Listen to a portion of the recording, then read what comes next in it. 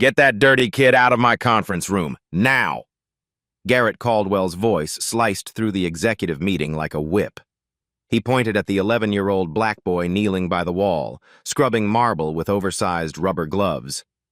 This is a $100 million crisis, not a daycare for the help's children. 50 security experts turned to stare. The boy's hands froze mid-wipe. "I'm so sorry, Mr. Caldwell." Clara Johnson stepped forward, voice shaking. "School closed today. I had nowhere to leave him. He's just helping me clean quietly." "I don't pay you to make excuses." Garrett's lip curled. "Look at him. He probably can't even read the words in that vault. These people don't belong in rooms where decisions worth millions are made." Behind him, the quantum vault pulsed red. $100 million locked inside. 24 hours until self-destruct. Nobody in that room of geniuses could open it. The boy glanced at the vault's display. His eyes caught the frequency readings, the distortion patterns. He knew exactly what was wrong. 3 days earlier, Richard Caldwell had died in his sleep. The billionaire founder of Caldwell Industries, 72 years old, built his empire from a single patent into a $5 billion technology conglomerate. His death should have been simple. Read the will, divide the assets, move forward. But Richard Caldwell had installed a quantum vault in his private study.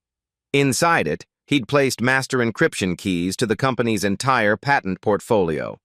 Cryptocurrency wallets worth $100 million. Legal documents controlling overseas subsidiaries. And he'd died before teaching anyone else how to open it.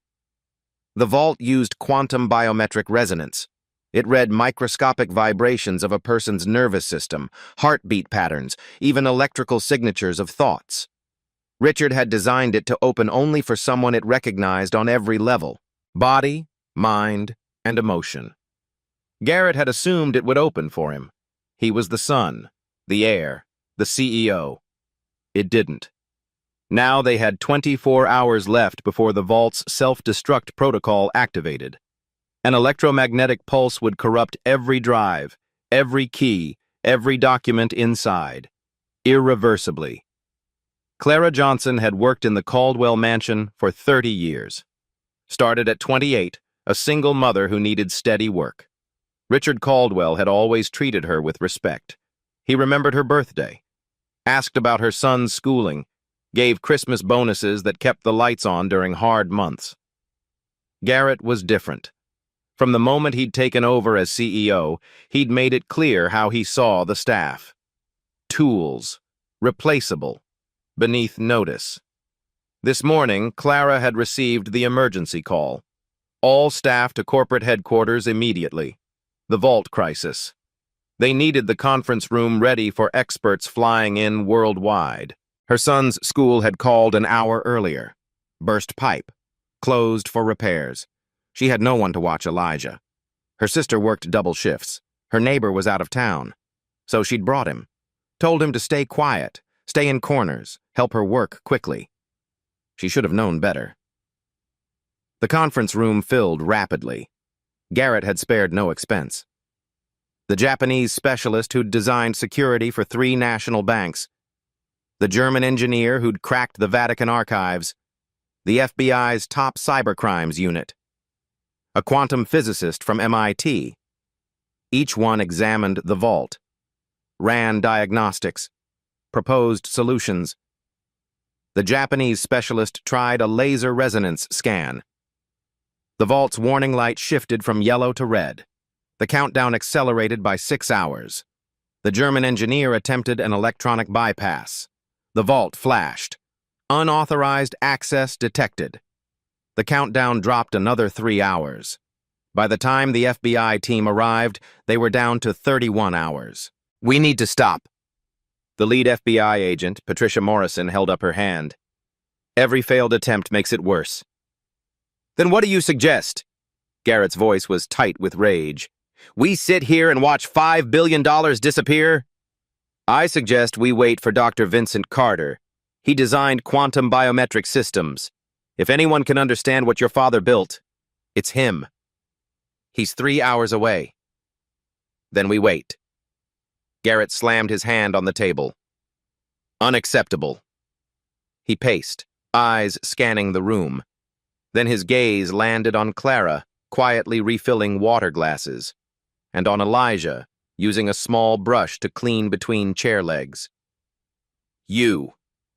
Garrett's voice dropped to something dangerous. How long have you been in this room? Clara straightened. Since 7 this morning, sir. Preparing for the meetings. Your son, too? Yes, sir. I apologize again.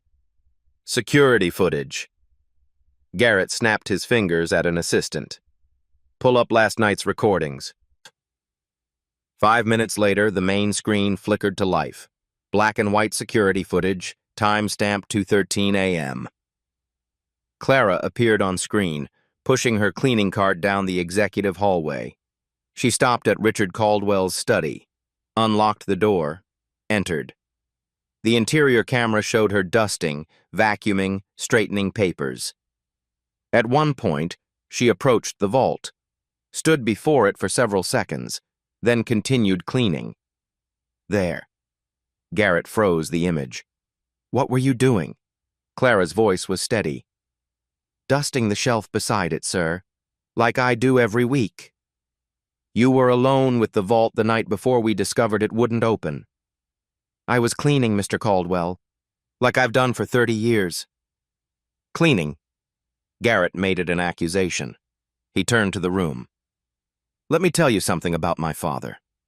He had a weakness. He trusted people who hadn't earned it. He gestured toward Clara and Elijah. This woman has been in our home for 3 decades. My father gave her access to everything, keys to every room. He probably even discussed the vault with her. He didn't, sir. Clara's hands clasped in front of her. Mr. Caldwell never discussed business with household staff. But you were in that room, near that vault, hours before we discovered the malfunction.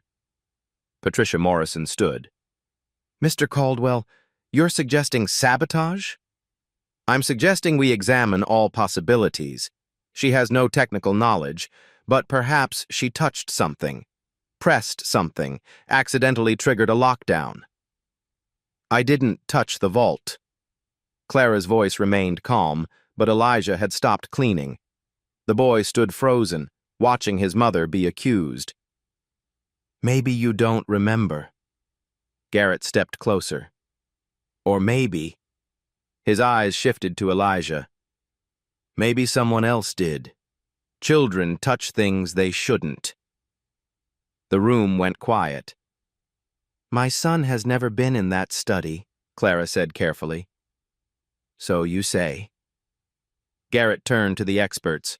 This vault worked perfectly until 3 days ago. My father tested it weekly. The only variable is his death and the presence of unauthorized individuals near it. I'm not unauthorized. Clara's voice cracked slightly. I have keys. I have permission. I've had that for 30 years. Permission to clean. Not permission to touch technology you can't possibly understand. The MIT physicist cleared his throat.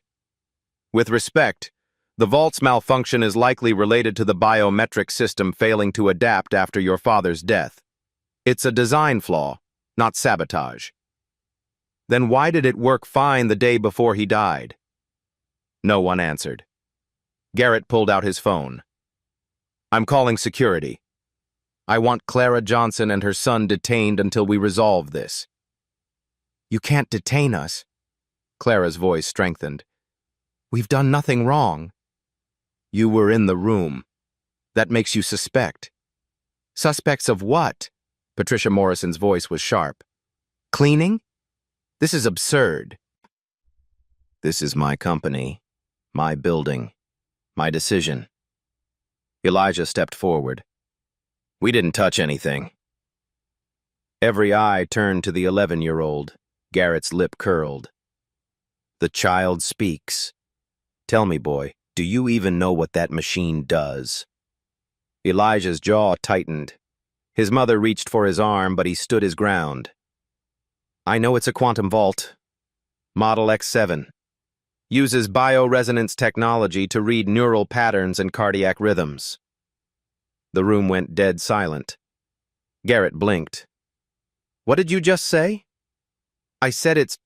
I heard what you said. Garrett looked at Clara. You coached him. Told him what to say. I didn't. Elijah's voice grew stronger. I read about it. Read about it. Garrett laughed without humor. Where exactly would a child like you read about classified quantum security systems? Elijah didn't answer. That's what I thought. Garrett turned to the experts. These people overstep. They think that because they work in our homes, they're entitled to our knowledge. He pointed at Elijah. This boy has probably been snooping through my father's things for years, and now we're supposed to believe it's coincidence that the vault fails right when... Mr. Caldwell. A new voice came from the doorway. Everyone turned. An elderly Asian man stood at the entrance, leaning on a cane. His hair was silver, his face weathered, but his eyes were sharp. Dr. Carter. Patricia stood. Thank God. Chen walked slowly into the room, his gaze sweeping across the vault. Tell me what's happened. Garrett quickly outlined the situation. The vault's malfunction, the failed attempts. The countdown is at 28 hours. Chen listened without interruption. Then he approached the vault, studying its display. The biometric signature is fragmented, he said. Partially there, but incomplete. Like an echo. Can you fix it? Garrett demanded. I don't know. This is more sophisticated than anything I've seen. Your father improved on the original design significantly. Chen turned to face the room. Who was Richard's closest confidant? Who spent the most time with him in his final years? I did, Garrett said immediately. I'm his son. Chen's expression was skeptical. I mean emotionally. Who did he trust most? Garrett's face tightened. He was a private man. Everyone trusts someone. Carter's eyes swept the room, landing on Clara. You. You worked in his home? Clara nodded. 30 years. Did Richard ever discuss the vault with you? No, sir. But you cleaned his study? Yes, sir. Weekly. And you... Carter looked at Elijah. You're her son? Yes, sir. How old? 11. Chen studied the boy. Have you ever met Richard Caldwell? Before Elijah could answer, Garrett interrupted. This is a waste of time. They're staff. They have no... Please. Carter held up one hand. Let the boy answer. Elijah glanced at his mother. She gave the smallest nod. I met him, Elijah said quietly. Sometimes when Mom worked, I waited in the library. And did he speak to you? Sometimes. About what? Books, science, things I was reading. Chen's eyebrows rose. He discussed science with you? He asked what I was interested in. I told him about physics, quantum mechanics. He seemed surprised I knew about it. The room went very quiet. Garrett made a disgusted sound. We're listening to a child's fantasies while the vault... Be quiet. Carter's voice was soft but absolute. He moved closer to Elijah. What exactly did Richard discuss with you? Wave functions, probability states, superposition. He said most people think it's magic, but it's just math we don't understand yet. Chen's expression shifted to wonder. He said that? Yes, sir. He said he was designing something that used quantum principles, something that could read things normal machines couldn't. Did he show you what he was designing? Elijah shook his head, then paused. He gave me a notebook. Said it was notes. Told me to keep it safe. Every person in the room leaned forward. You have a notebook? Carter's voice was careful. Given to you by Richard Caldwell? Yes, sir. Where is it? Elijah reached into his jacket pocket, pulled out a small leather-bound journal, edges worn. He held it out. Chen took it with trembling hands, opened it. His eyes scanned the pages. His face went pale. This is the complete technical schematic for the quantum vault. Every detail, every modification Richard made. Garrett snatched the notebook, flipped through it, his face cycling through disbelief and rage. Why would my father give classified documents to a child? His voice was barely a whisper. Chen looked at Elijah with new respect. Perhaps because he saw potential others missed. Potential? Garrett's voice rose. He's 11. He's the son of our cleaning woman. He has no education, no training, no... I can open the vault. The words came from Elijah. Quiet, certain. The room erupted. Elijah Johnson's education began in a corner, not a classroom corner. The corner of Richard Caldwell's private study, where a 6-year-old boy sat cross-legged on carpet, waiting for his mother to finish cleaning. Clara had raised her son alone since birth. The father left before Elijah turned 1. No child support, no contact, just Clara, working 3 jobs to keep a studio apartment in Queens. When she landed the position at the Caldwell mansion, it felt like salvation. Steady pay, benefits, 1 job instead of 3. But it meant long hours, and sometimes bringing Elijah with her. Stay quiet, she'd tell him. Sit in corners. Don't touch anything. Read your books.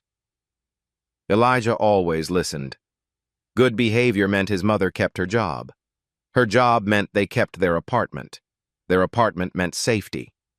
So he sat, and he read. At 4, Elijah taught himself to read using grocery circulars and subway ads. By 5, chapter books. By 6, he'd exhausted the children's library and moved to adult nonfiction. Science fascinated him most. The way the universe followed rules, patterns, mathematics explaining everything from falling apples to distant galaxies. The Caldwell mansion had a library that made public libraries look like closets. 3 floors, thousands of volumes. First editions worth more than Clara earned in a year. Richard Caldwell told her once that Elijah was welcome to read anything. Just be careful. Put books back where he found them. So while Clara cleaned, Elijah explored. Stephen Hawking at 7, Einstein at 8. By 9, graduate-level physics textbooks, teaching himself equations most adults would never understand. He didn't tell anyone. What was the point? He was the cleaning woman's son. Nobody cared what he knew. Except Richard Caldwell noticed. It happened on a Saturday morning. Clara polished silver in the dining room. Elijah sat in the study reading Introduction to Quantum Field Theory. The door opened. Richard walked in, expecting an empty room. He stopped. Hello, Elijah. Elijah jumped up, nearly dropping the book. I'm sorry, sir. I was just... reading. Richard smiled. May I ask what you're reading? Elijah showed him the cover, face burning, waiting to be told it was too advanced. Richard's eyebrows rose. That's a graduate text. Are you understanding it? Some of it. Elijah's voice was barely audible. Math is hard, but the concepts make sense. Which concepts? Wave-particle duality, quantum superposition, how particles exist in multiple states until observed. Richard sat down slowly. You're 9 years old. Yes, sir. And you understand quantum superposition. I think so. It's like reality isn't fixed until we look at it. Everything is probability until observation forces it to choose. Richard was quiet. Then he leaned forward. What else are you interested in? That conversation lasted an hour, then another hour the next Saturday, and the Saturday after. Richard never told anyone, not his son, not the staff, not even Clara, though he suspected she knew. He began leaving books out for Elijah, real textbooks, engineering manuals, technical journals, articles about biometric security, quantum encryption, neural pattern recognition. Elijah devoured them all. "Why do you like learning this?" Richard asked once. Elijah thought carefully. "Because it makes sense. Numbers don't lie. Science doesn't care who you are or where you come from. It just is." "That's very wise." "Mom says I have to be wise. We can't afford for me to be foolish." Richard's expression grew sad. "Your mother is remarkable. She works hard. The hardest workers are often least appreciated." Richard pulled a leather notebook from his desk. "Elijah, the world will try to make you feel small. People will look at where you come from and decide what you're capable of." "I know, sir. But capability isn't about credentials. It's about curiosity, willingness to learn, courage to try." He handed the notebook to Elijah. "I'm designing something revolutionary, a security system that doesn't just read fingerprints, it reads emotion, connection, trust." Elijah opened it. Pages of schematics, equations, theoretical frameworks. "This is incredible. It's also a secret. My son doesn't know. My engineers don't know. But I'm showing you because you'll understand it in ways they never could." "Why me?" "Because you learn for the love of learning. Not for money. Not for status. That's the rarest gift." Richard's voice grew serious. "I'm going to teach you everything about this system. But you must promise 2 things." "Anything, sir." "First, tell no one. This stays between us." "I promise." "Second, never let anyone convince you that you're less than you are. You have a brilliant mind. Don't let the world waste it." Elijah's eyes burned with emotion he didn't understand yet. Gratitude, hope, something bigger. "I won't, sir." "Good. Now let me show you what quantum biometric resonance really means." For the next year, every Saturday became a secret classroom. Richard taught. Elijah learned. Richard Caldwell was teaching the son his own son had never been. 3 weeks before Richard died, during their last session, the old man looked at Elijah with tired eyes. "If something happens to me, this vault will lock. It's designed to protect what's inside until the right person opens it." "You mean Mr. Garrett?" "No." Richard's voice was firm. "I mean someone who understands what I built. Someone who sees past the technology to the heart of it." He placed his hand on Elijah's shoulder. "If they need help, if the vault won't open, don't be afraid to try. You know this system better than anyone alive."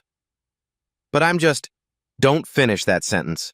You're not just anything. You're Elijah Johnson. You're brilliant. You're capable. And you're exactly who I trust." Those were the last words Richard Caldwell ever said to him. Now, standing in a conference room full of experts who'd failed, Elijah heard those words again. "You're exactly who I trust. I can open the vault." The words hung in the air like a grenade with the pin pulled. For 3 seconds, nobody moved. Then Garrett laughed, sharp, bitter, disbelieving. "You!" He pointed at Elijah.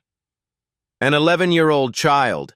You think you can open a vault that 15 of the world's top experts couldn't crack?" Elijah's voice was steady. "Yes, sir." "Based on what? A notebook? Some conversations with an old man who felt sorry for you?" "Based on understanding how it works." Garrett turned to the room, arms spread wide. "Ladies and gentlemen, we've reached peak absurdity. We're now taking security advice from the help's child." The German engineer shifted uncomfortably. "Mr. Caldwell, perhaps we should—" "Should what? Let him touch a $100 million vault? Let him trigger the final security lockdown?" Garrett's face reddened. "This isn't a science fair project. This is my company, my inheritance." Dr. Carter spoke quietly. "The boy has your father's technical manual. He clearly understands. He memorized some words." Garrett's voice rose. That doesn't mean he comprehends actual mechanisms. Would you let a child perform surgery because they read a medical textbook? Patricia Morrison stood.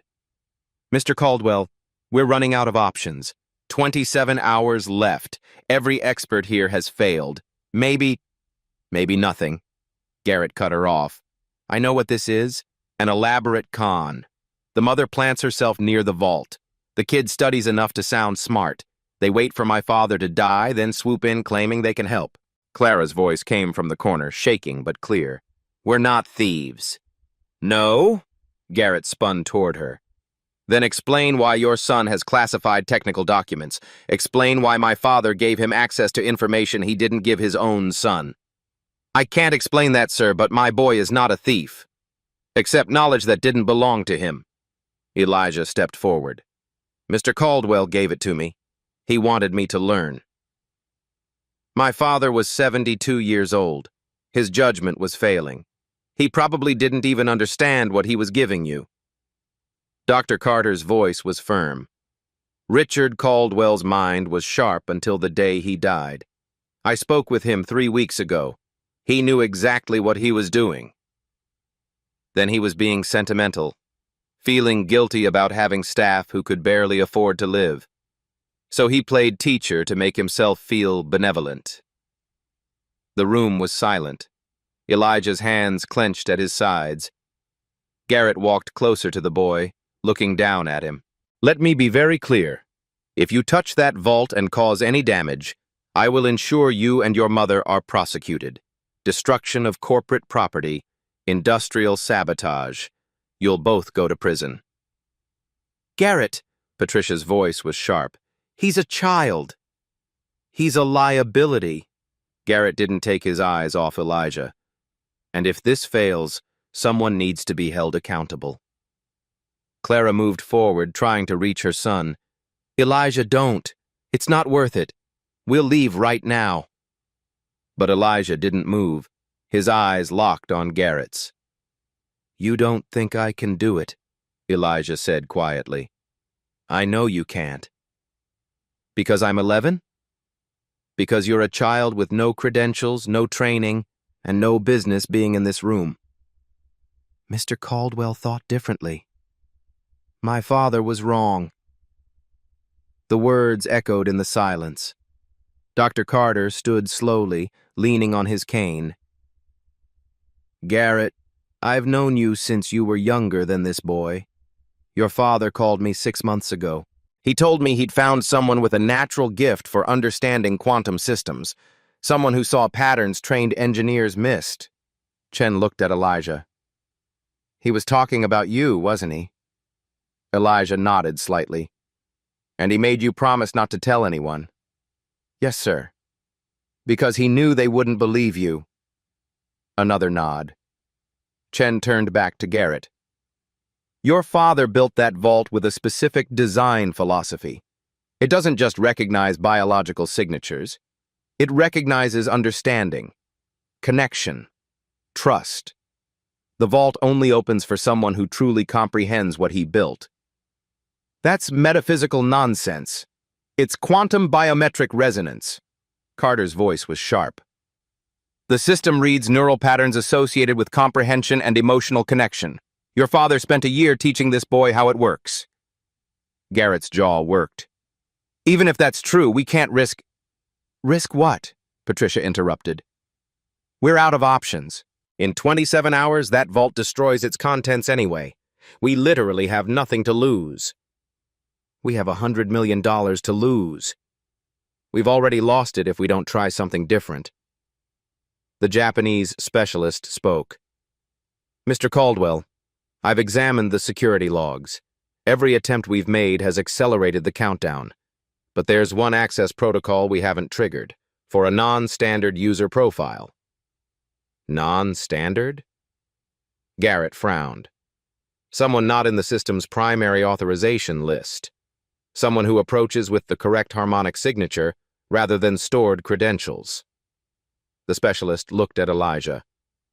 The boy might actually be our best chance. Garrett was silent. Then he pulled out his phone. Send legal up here. Now. 5 minutes later, a man in a dark suit entered carrying a tablet. I need a liability waiver. Comprehensive.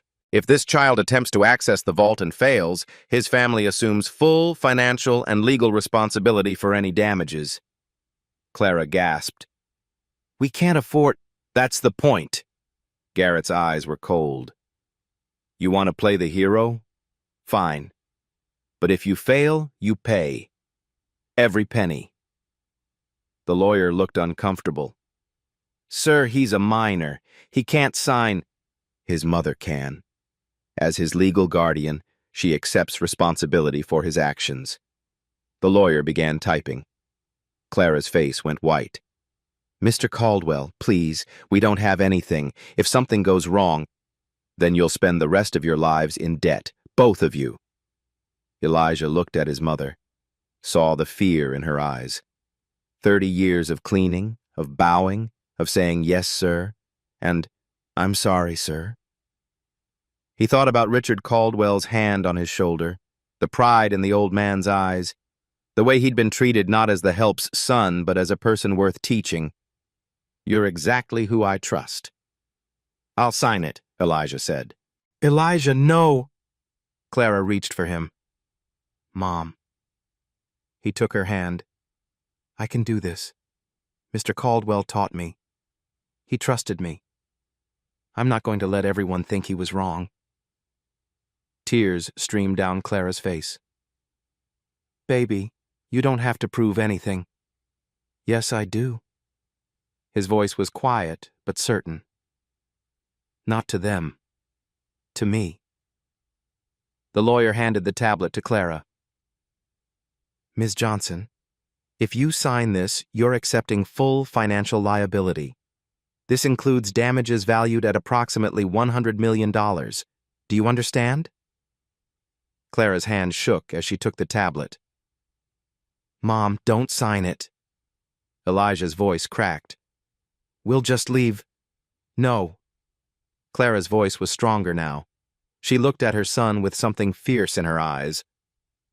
If Mr. Caldwell trusted you, then I trust you. She signed. The lawyer took the tablet back. It's done. Garrett smiled without warmth. Excellent. Now let's see what the genius child can do. Dr. Carter approached Elijah, speaking softly. The vault has 3 authentication layers: biological signature, harmonic frequency matching, and emotional resonance verification. Do you understand all 3?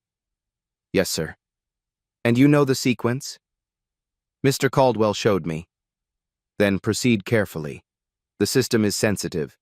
Any aggressive attempt will trigger a final lockdown. Elijah nodded. He walked slowly toward the vault. 50 people watched in complete silence. The vault's display pulsed red. 26 hours, 43 minutes until destruction. Elijah stood before it, small and alone. He placed both hands flat against the cool steel surface and closed his eyes. Elijah's hands were cold against the steel. He could feel his heartbeat pulsing through his palms into the metal. The vault hummed, a low frequency that most people in the room couldn't hear, but Elijah heard it.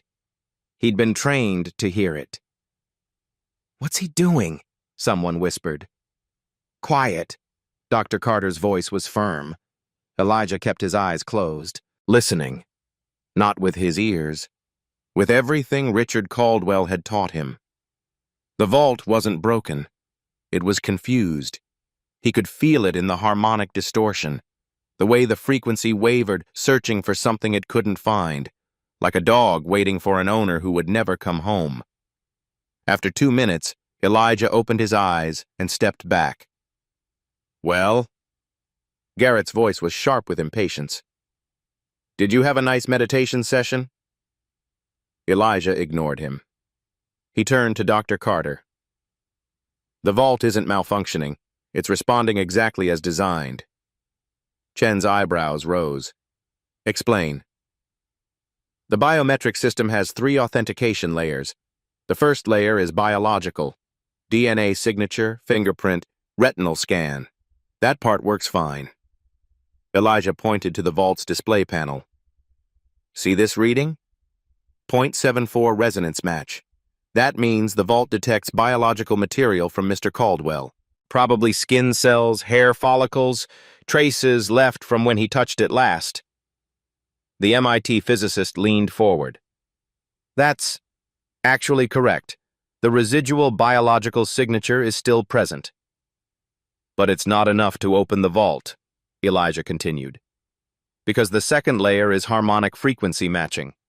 The vault reads the electrical signature of the user's nervous system, heartbeat pattern, neural activity, the specific rhythm of how their body functions. He touched the screen, pulling up a waveform display. This is what Mr. Caldwell's signature looked like when he was alive. See the pattern? Consistent rhythm at 1.4 kilohertz, stable neural baseline. Garrett moved closer despite himself. And now?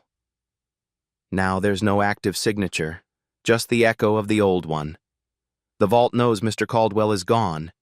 It's locked itself into protection mode, waiting for the correct living signature to match against. Patricia Morrison spoke up. But we tried that. I tried. Garrett tried. Why didn't it accept any of us? Because of the third layer. Elijah's voice was quiet. Emotional resonance verification. The room went still. That's not real technology, Garrett said flatly. Emotions aren't quantifiable. Yes, they are. Elijah turned to face him. Brain activity creates electrical patterns. Different emotions create different patterns. Fear looks different from joy. Anger looks different from trust. Mr. Caldwell designed the vault to read those patterns.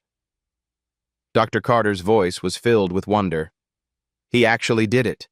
He created a system that reads emotional authenticity. Not just authenticity. Elijah's voice grew stronger. Connection. The vault doesn't just check if you're telling the truth. It checks if you have a genuine emotional connection to Mr. Caldwell, if you understood him, if you cared about him beyond his money. The words landed like stones in water. Garrett's face went white, then red. That's absurd. I'm his son. I'm his... Of course I cared. The vault doesn't think so. Silence. Elijah held Garrett's gaze. That's why nobody here could open it. You're all qualified. You're all authorized. But none of you had the emotional connection Mr. Caldwell programmed it to recognize. And you think you do? Garrett's voice dripped with contempt. You think a few Saturday conversations make you more connected to my father than his own son? I don't think anything. The vault will decide. Patricia cleared her throat. Elijah, you said the vault is responding as designed, but it's still locked. How do we fix that? We don't fix it. We are satisfied. Meaning? Meaning we give it what it's looking for. A living person with the correct biological markers, harmonic frequency, and emotional resonance.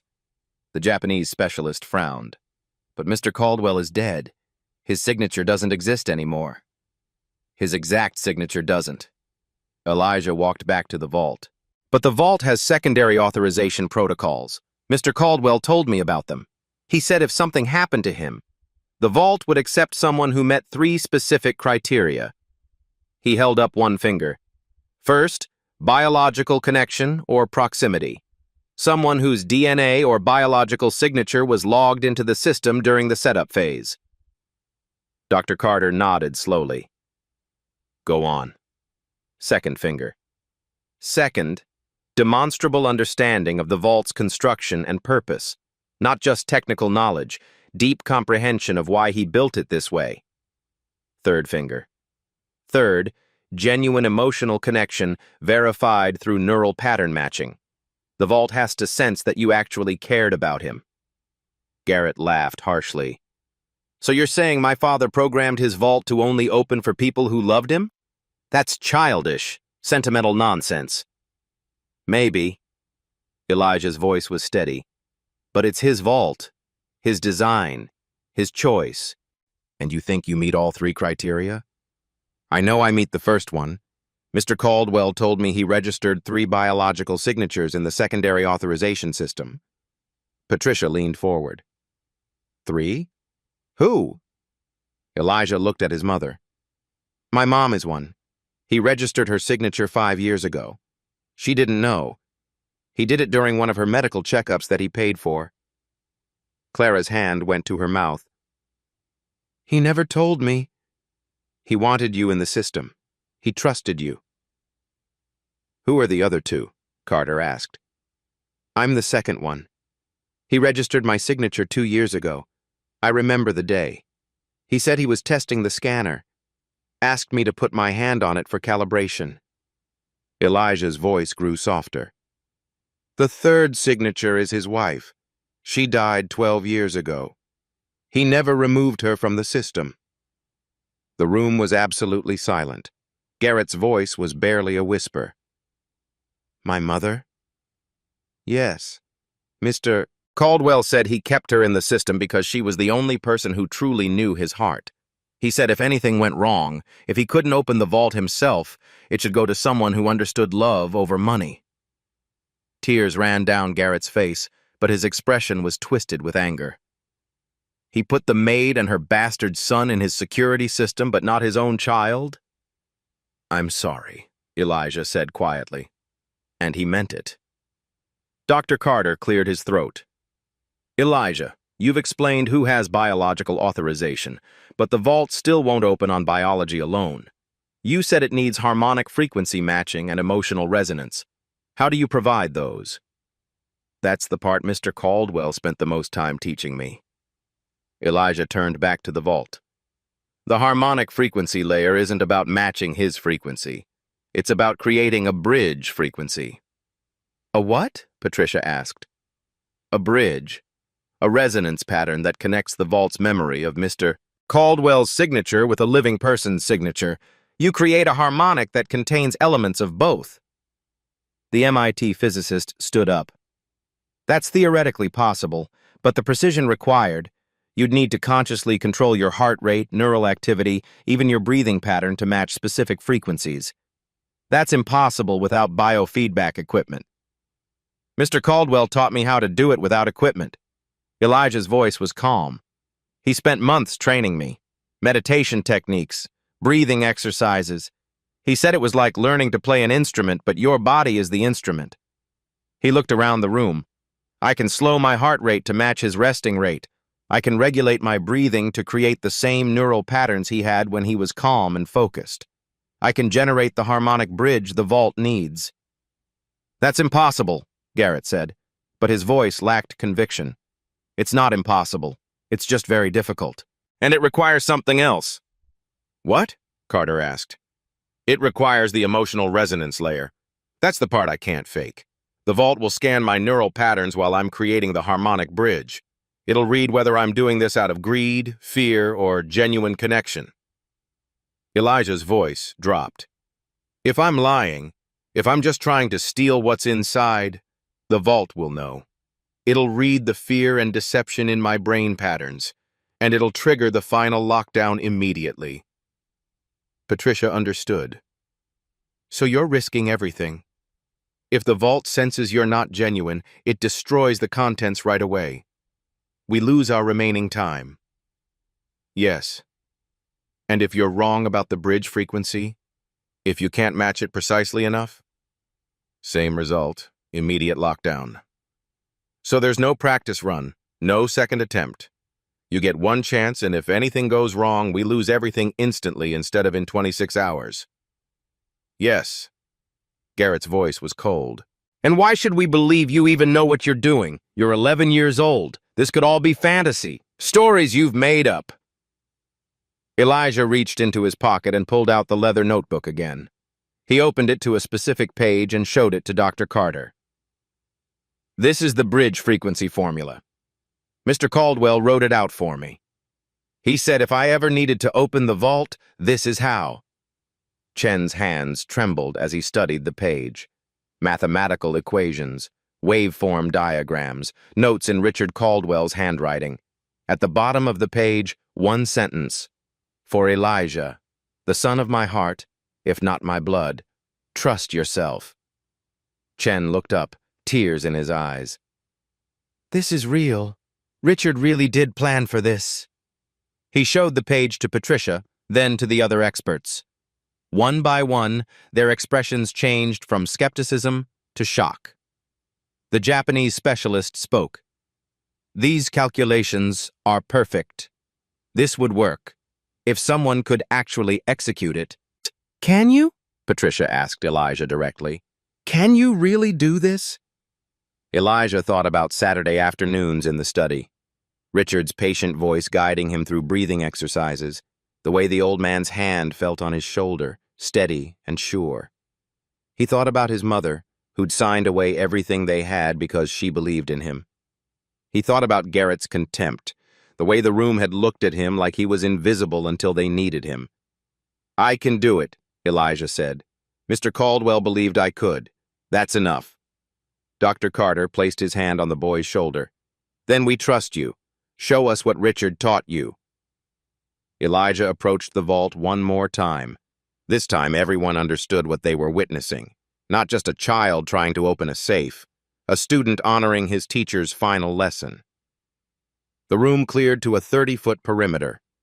Dr. Carter's orders.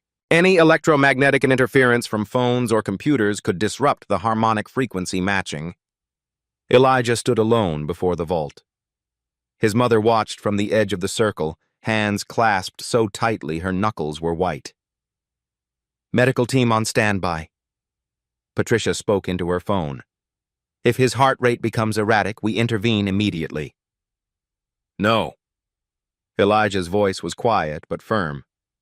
If you interrupt, the vault locks permanently. I have to finish no matter what. Patricia hesitated, then nodded. Elijah removed his shoes. Richard had taught him that direct floor contact helped ground the harmonic resonance. Bare feet on marble would conduct the frequency better. He pulled the worn leather notebook from his pocket one last time, opened it to the page with his name, ran his fingers over Richard's handwriting. Then he set it beside him. He placed both palms flat against the vault's biometric panel. The steel was cool, smooth. It began to warm under his touch. The vault's display flickered. Biological scan in progress. 30 seconds passed. Secondary authorization recognized. Elijah Johnson. A murmur ran through the crowd. Phase 1 complete, Dr. Carter whispered. Now came the hard part. Elijah closed his eyes, began the breathing technique Richard had taught him. 4 counts in through the nose, hold for 7, 8 counts out through the mouth. His heartbeat, racing with nervousness, began to slow. Dr. Carter watched a medical monitor. His heart rate is dropping, 90 beats per minute, 85, 80. The breathing continued, steady, controlled. 75, 72. Richard's resting heart rate had been 72 beats per minute. He's matching it, the MIT physicist whispered. He's actually matching the target frequency. Elijah's consciousness shifted. He stopped thinking about the people watching, stopped thinking about the liability waiver, stopped thinking about Garrett's contempt. He thought about Saturday afternoons, Richard's study, smelling of old books and lemon polish, sunlight through tall windows, the old man's patient voice explaining quantum superposition. The universe doesn't exist in fixed states until we observe it, Elijah. Reality is fluid. Possibility is everything. The memory felt real. The vault's display changed. Harmonic frequency analysis in progress. Elijah felt the vault scanning him, not just his heartbeat. Deeper, the electrical patterns of his nervous system, the rhythm of his thoughts. He had to bridge the gap between his living frequency and Richard's recorded one. He began the harmonic visualization Richard had taught him, imagining his heartbeat as a waveform, seeing it in his mind, the peaks and valleys of each pulse, then imagining Richard's waveform beside it. In his mind, he brought them closer. Let them overlap. Let them resonate.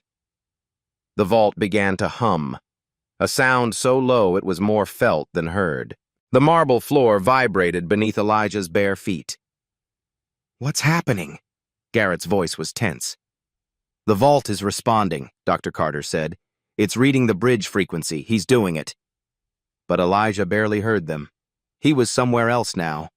In his memory, Richard was showing him the vault for the first time. "Most security systems keep people out, Elijah.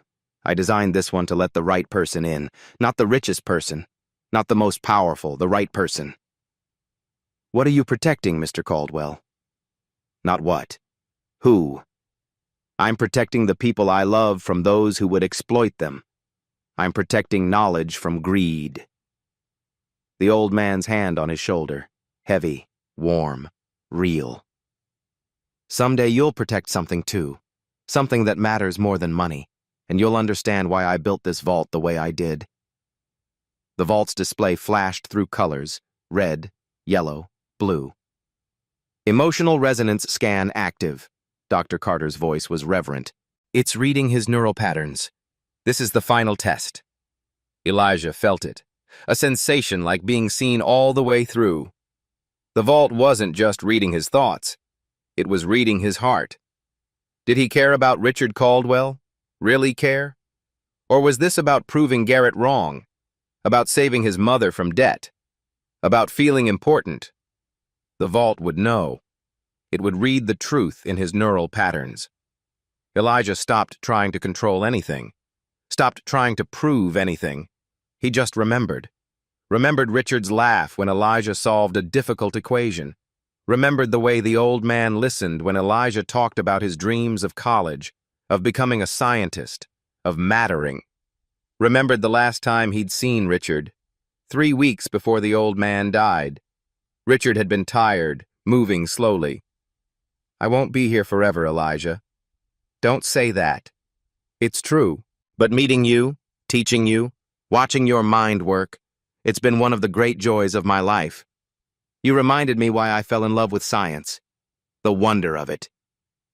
The old man had hugged him, the only time Richard Caldwell had ever hugged him.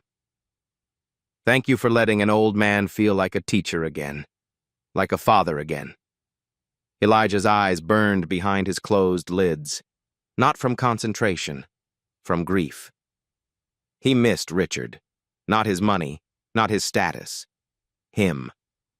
The person who'd seen Elijah as more than the maid's son, who'd treated him like his mind mattered, like he mattered. The vault's hum reached a crescendo, then stopped. Complete silence. Elijah opened his eyes. The display glowed steady green. 3 words appeared. "Authorization complete." "Welcome, Elijah." A sound like a sigh came from deep within the vault. Mechanical, but somehow organic. The locks disengaged, not with a harsh click, but with a musical tone. A perfect, a-natural note that resonated through the conference room. The vault door swung slowly open. Behind Elijah, someone gasped. Someone else started crying. Elijah's legs gave out. He sank to his knees, hands sliding down the vault's surface. He'd done it. The vault was open. For 5 seconds, nobody moved. Then Dr. Carter broke the silence. "He did it. My God, he actually did it." The room erupted. Experts rushed forward. Patricia Morrison was on her phone. "Stand down, the FBI team. The vault is open." Clara ran to her son, dropped to her knees beside him, pulling him into her arms. "Baby, you did it." Elijah couldn't speak. His body shook from the effort. His heart was still pounding. Dr. Carter approached the vault carefully, peered inside. His face went pale. Then he smiled. "It's all here. Every file, every key, every document, all intact." Garrett pushed through the crowd, looked inside. His shoulders sagged with relief. Then his eyes fell on something else. A sealed envelope. Cream-colored paper. His father's handwriting on the front. "To be read aloud upon opening of this vault." Garrett reached for it, but Dr. Carter was faster. "I'll read it," Carter said firmly. "That's what it says. Read aloud." He broke the seal, unfolded the letter, cleared his throat. To whom it may concern. If you're reading this, my quantum vault has been opened. Only 3 people had biological authorization to attempt access. My late wife, Clara Johnson, who served my household with dignity for 3 decades, and Elijah Johnson, the brightest mind I've encountered in 50 years. Garrett's face went ashen. Chen continued. If Elijah opened this vault, it means he demonstrated technical understanding and genuine emotional connection. The vault cannot be fooled. It reads truth at a neural level. Therefore, all assets contained within are to be distributed as follows. The room went silent. 40% to Elijah Johnson, held in trust until his 25th birthday. 30% to Clara Johnson, in gratitude for her loyalty. 20% to my son Garrett, conditional on 500 hours of community service. 10% to establish the Caldwell Johnson Scholarship Fund for gifted children from low-income families. Chen's voice cracked. Signed, Richard James Caldwell, witnessed and notarized. Garrett staggered backward. No, he can't. He can, Patricia said quietly. This document is legal, notarized, uncontestable. Dr. Carter pulled more papers from the vault. Detailed instructions, bank accounts, legal documentation. He looked at Elijah, still on his knees. Son, your life just changed. You're looking at approximately $2 billion. $2 billion. The number hung in the air like something impossible. Elijah stared at Dr. Carter. That's not... It's real, Carter said gently. Your mentor made very certain of it. Garrett's face had gone from red to white to gray. This is insane.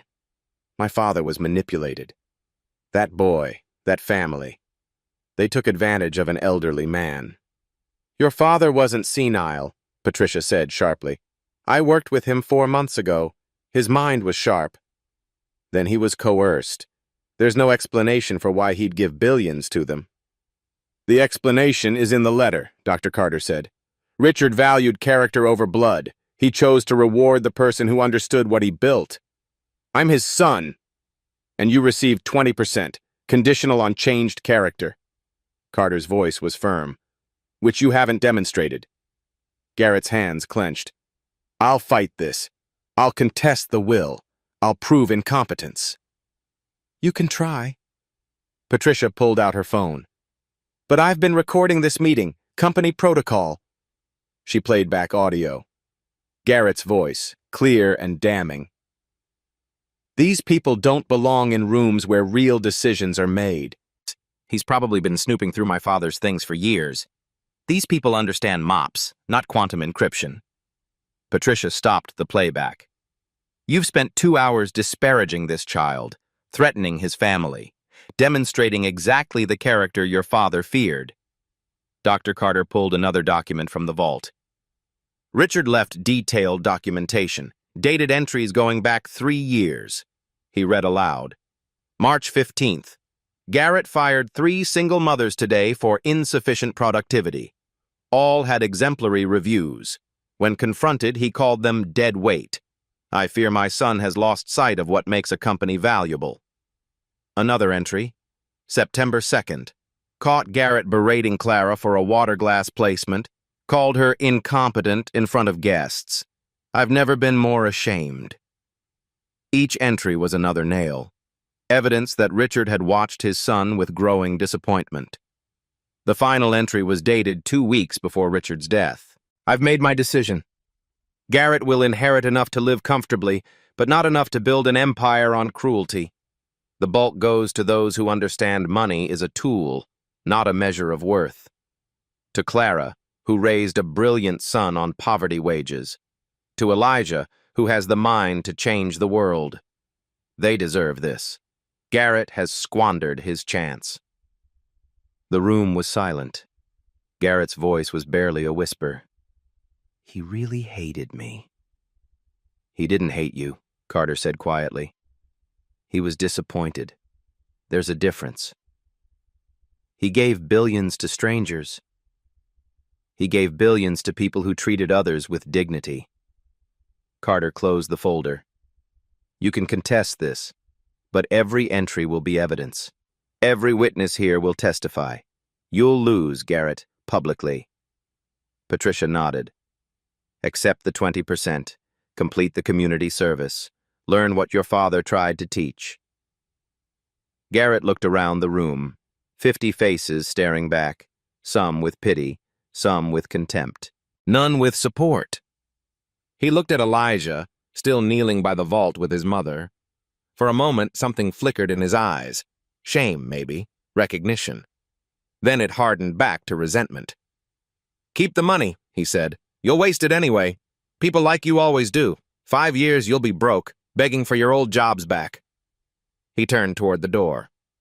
Dr. Carter called after him. "Garrett, your father left you a personal letter. Don't you want it?" Garrett stopped. "What does it say?" "I don't know. It's sealed, addressed to you." Chen held out a small envelope. Garrett stared at it, then walked back and took it. He opened it right there, read silently. His face crumpled, just for a second. Then he folded the letter, put it in his pocket, and left without another word. Nobody asked what it said. Some things were meant to stay private. 1 year later, the Caldwell-Johnson Academy opened its doors to 500 students, kids who tested gifted but couldn't afford programs. Elijah, 12 now, stood at the ribbon-cutting ceremony. "Mr. Caldwell taught me that talent lives everywhere," he said to the cameras. "In mansions and in corners where kids wait for their parents to finish cleaning. This school exists because one person saw me when I was invisible." Behind him, a banner, "Where talent meets opportunity." Clara stood in the front row, tears of pride streaming. That night, Elijah found a final message in Richard's notebook. "This money is a responsibility. Be someone else's chance. See the invisible. Make me proud. R.C." Elijah touched the words. "I promise," he whispered. If this story moved you, comment about a time you were underestimated. Subscribe if you believe everyone deserves someone who sees their potential. Sharp-eyed viewers, rewatch 347. There's a detail most miss. Share this with someone who needs to hear it. At Black Voices Uncut, we don't polish away the pain or water down the message. We tell it like it is because the truth deserves nothing less. If today's story spoke to you, click like, join the conversation in the comments, and subscribe so you'll be here for the next Uncut Voice.